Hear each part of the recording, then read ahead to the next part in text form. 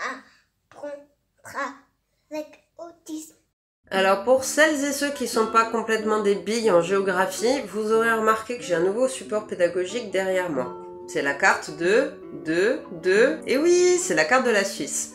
Avant, on avait le semainier avec les pictogrammes en fond, mais il est parti ailleurs dans le nouveau logement. En tout cas, je pense quand même que ce fond-là est un petit peu plus sympathique. N'hésitez pas à me dire ce que vous en pensez. Et puis si vraiment ça vous débecte de voir les cartes, c'est que ça vous rappelle des mauvais souvenirs de votre collège ou de votre lycée, de votre gymnase, etc. Bah n'hésitez pas à me le dire. J'essaierai de trouver des posters de Britney Spears ou quelque chose comme ça. Si ça peut vous détendre, c'est avec un immense plaisir. Bon, je vous parle de Britney Spears, mais vous avez aussi le droit de me citer des références masculines. Je sais pas, Brad Pitt, Joseph Chovanec, Sheldon, Stephen Hawking. Du moment que vous me demandez pas Stéphane Plaza, ça ira. Alors cette semaine, je vais vous présenter un petit livre. J'aurais pas grand chose à dire, mais je tenais quand même énormément à vous le présenter. C'est Je t'aime tous les jours par Malika Doré. Alors, en fait, on a un petit problème avec ce livre. C'est une petite innovation qu'il a et qui le rend très très très mignon. La couverture est présentée comme ça, sauf que les pages, ben, elles sont là. Et en fait, il se lit comme ça. Et ça, moi personnellement, j'ai trouvé ça super chou. Donc Je t'aime tous les jours, c'est un livre que j'ai fait rentrer cet été parce qu'on devait être séparés pendant quelques jours avec mon fils. Honnêtement, ça n'est à peu près jamais arrivé. On est ensemble tous les soirs. Donc du coup, je voulais un petit peu le soutenir dans le fait qu'il allait être séparé de sa maman pendant quelques jours. J'appréhendais pas particulièrement le fait qu'il stresse là-dessus ou qu'il soit triste, mais je me suis dit que c'était l'occasion d'aborder la notion et de parler du fait que on s'aime et qu'on est content de se retrouver après.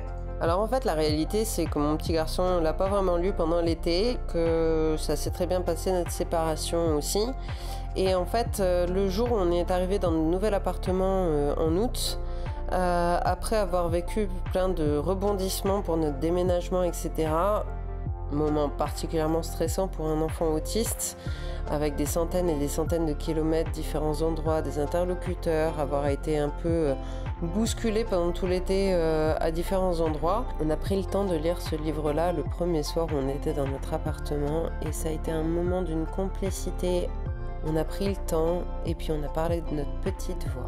C'est honnêtement un petit souvenir que je garde au fond de mon cœur. Mon fils a presque 7 ans, donc honnêtement, c'est un livre qui est très simple pour lui. Et je pense que ce livre, on peut le lire déjà quand on a 2 ans, honnêtement. On est sur des notions très simples. Alors je pense que vous pouvez aussi utiliser ce livre pour les départs à la crèche, pour les premières séparations, que ce soit la crèche, l'école, etc. S'il y a maman qui part, s'il y a papa qui part, je pense qu'on peut y trouver différentes utilisations. Alors une petite mention aussi pour les petits cailloux, pour essayer de représenter les dodos. Je pense qu'on est plusieurs à utiliser cette technique de compter en dodo. 1 dodo, 2 dodos, 3 dodos, 4 dodos. D'ailleurs concrètement, vous pouvez essayer de réutiliser cette technique-là de compter en cailloux pour donner une temporalité visuelle avec votre enfant si vous en ressentez le besoin. Jusqu'au jour où il n'y a plus de cailloux dans l'assiette.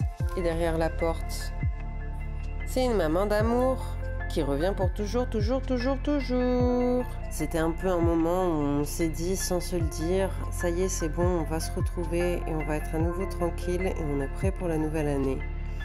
On va être à nouveau maman et bébé ensemble. Donc vous voyez, c'est un peu comme si on s'était retrouvés nous aussi.